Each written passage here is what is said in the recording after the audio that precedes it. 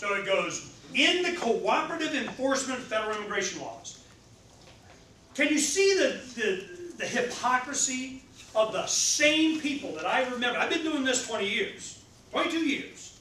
And I remember the faces of the people that are doing this screaming about, during the Clinton administration, we're having multi-jurisdictional task force and combining federal licensed local law enforcement. And right now, the Phoenix Police Department are being deputized as federal marshals to hold M16s at Sky Harbor. Right? Not late. So I'm going, be consistent. I mean, you can say whatever you want about libertarian philosophy, but at least we're consistent. We use the same priority. What is the proper role of government? Defense of individual rights. Those that just want to be left alone, those that just won't leave them alone. I mean, it's really not yeah, but it is really. Well, let me tell you what happens. You wind up with stuff like this, and you wonder how we become a police state. This is how. Then you go and you say, all right, well then the provisions of this act are intended to work together to discourage and deter the unlawful entry and presence of aliens and economic activity by persons unlawfully present in the United States. Well, that's the sentence that everybody, kind of gets. Well, this is what's going to happen. It's never what they say is going to happen. It's going to happen. Now, that may very well happen. You may very well get rid of Hispanics. You may very well make it, unpopular for them to get here.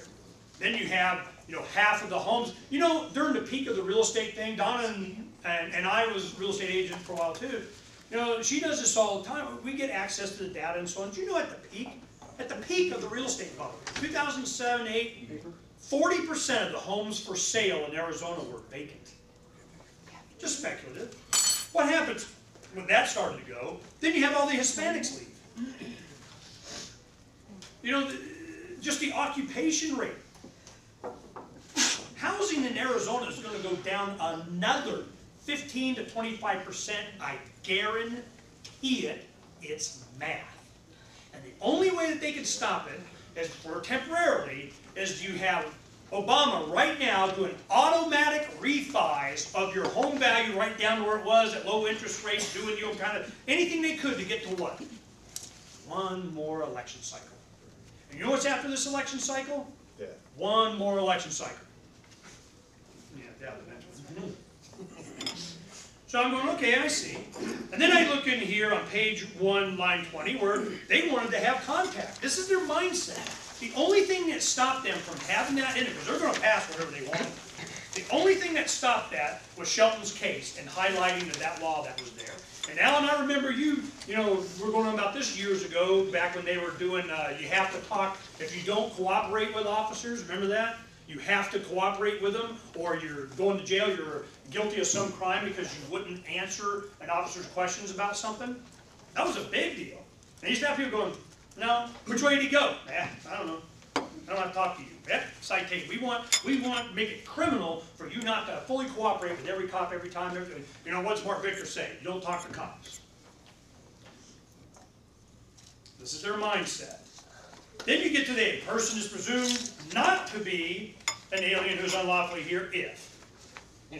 Does somebody see it differently than I do? That means you're guilty until. Let me tell you what happened. On the day that this law got signed, it doesn't take effect for 3 months. But the day it was signed, there was a young, he's probably in his late 20s, early 30s. He's driving a commercial truck. He goes to East Valley. There's a way station out there somewhere. Here I go. Way station, I pull over. You get one of the, the type. He's got his, TSA mentality, and I got my shiny badge and so on, and and he's like, sir, gives him his commercial Arizona state driver's license. Gives him his bill of lading, his invoice, whatever the heck it was, it's supposed to weigh whatever much. Gives it to him, and he's going, yeah, you're driving around Wild Brown, boy. Got your birth certificate on you? You had an accent. Where are you from? California. Where do your parents live? My mom lives in Mexico. Ding, ding, ding, ding, ding, ding, ding. Out of the cab. Gets out, down the ground, handcuffs, takes him down to Immigration Naturalization Service in Phoenix. There's big news on Channel 3. Oh, man, woohoo. Day of this, they make a big deal out of it. he finally gets a phone call, calls his wife, she leaves work, goes down to Maricopa, gets his birth certificate. I don't even know if I can find mine, okay? Gets his birth certificate, his wife gets her birth certificate too. She, because she's afraid, man. She's like, man, I'm not going down there without my birth certificate, okay? So she goes down there with the birth certificate, shows it for him. They're both Hispanic heritage, so they look, you know, brown. And shows him the birth certificate, shows him hers. They let him go. He was born in Fresno, California. The day it was signed, I was like, wow, I want to help this guy.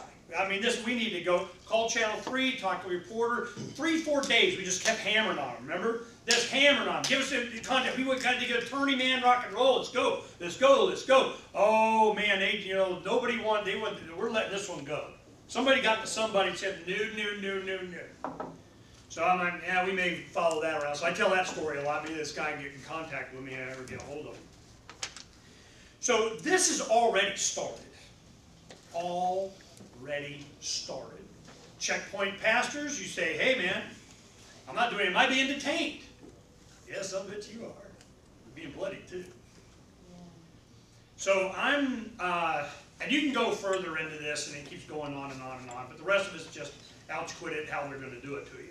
That's why I only printed the first 4 pages, because I mean, I couldn't even get past this before it became obvious to me what this was.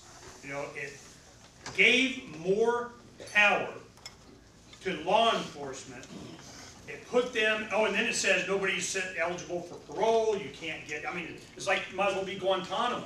Then we find out that Jan Brewer, that Channel 5 does a piece on it, to where Jan Brewer, 2 of her aides in her cabinet, one's Bruce Senseman that I deal with when we doing the H1N1 virus thing. He's making it very clear to me that, you know, it's political season year and he's advisor 4 kind of thing. Well, him and one of the other guys in her cabinet are lobbyists for a correctional firm that is in charge of housing all of these people that get arrested, a contract that's worth $11, $12 million a month. So they're going, you know, guess what? We want as many illegals come through our doors as possible. 2 of the lobbyists for those companies are her aides. I have to go, okay? Ernie, she came out and wrote a letter to him and said it didn't affect anything she did, though. Yeah, no. She goes, yeah, these 2 advisors don't advise me on the biggest law that hit the planet. They had nothing to say about that one. Right. So Ernie, can we, there's a couple of things here I don't quite get. Are you, let's assume, for argument's sake, you made a very compelling case, this law is terrible. Is there any compelling interest in we, citizens of Arizona, in keeping 1 million immigrants a year from simply pouring in and doing whatever they want? I don't know, but you better tell me what the hell it is. Well, I'm asking you, do we have sovereignty and borders or not? In other words, can we, speak for yourself, man. Don't ever say we and you, okay? Let me get an answer from Ernie first. Is there any interest in borders and managing the state so that any number of millions of people from anywhere can simply walk in if they want? I understand the welfare problem. You're absolutely right. If you got rid of the welfare problem, they might not even come. But is sovereignty mattering? I have to explain, and this is good not to pick on Alan, but you know, this is a perfect example of what I need you to understand and how, I guess it's training, or it's just when you really get a crystal clear, proper role of government. Declare your independence with Ernest Hancock. The reason to declare your independence is because the Declaration of Independence didn't tell you what kind of government you were going to have. It didn't tell you what kind of borders to have. It didn't tell you any of that. It just says, if you're going to have a government, here's how to tell when they're bad. When they're not defending the rights of the individual, it's your right, it's your duty, alter, or abolish. So when you say terms like, well, is there any interest in, well, interest to who? To what? The Constitution that we operate under, which I know is not the Declaration,